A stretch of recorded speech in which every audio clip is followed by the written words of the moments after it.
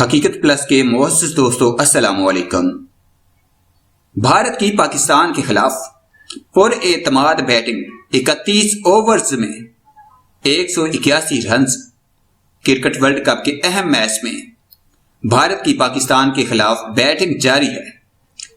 Old Trafford stadium میں cricket world cup کا اہم میچ روایتی حریف پاکستان اور بھارت کے درمیان کھیلا جا رہا ہے، جس میں قومی ٹیم کے کپتان سرفراز احمد نے بھارت کے خلاف ٹاس جیت کر پہلے فیلڈنگ کا فیصلہ کیا ہے۔ بھارت کی جانب سے اننگز کا آغاز روہت شرما اور لوکیش راہل نے کیا۔ دونوں اوپنرز نے پر اعتماد انداز میں اننگ کا آغاز کیا اور پہلی وکٹ کی شراکت میں 163 رنز بنائے۔ دونوں اوپنرز نے نصف سینچری مکمل کی، تاہم لوکیش راہل 57 رنز بنا کر بھاب ریاض کی گیند پر کیچ آؤٹ ہو گئے۔ بھارت کی جانب سے روہت شرما نے جارحانہ اننگز کا مظاہرہ کیا اور سینچری سکور کی۔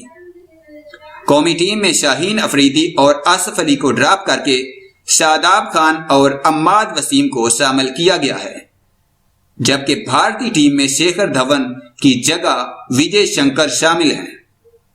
قومی ٹیم کے کپتان سرفراز احمد کا کہنا ہے کہ گراؤنڈ کے اوپر بادل ہیں، اس لیے پہلے بالنگ کر کے فائدہ اٹھانا چاہتے ہیں، جبکہ بھارت کو کم سے کم رنز پر آؤٹ کرنے کی کوشش کریں گے۔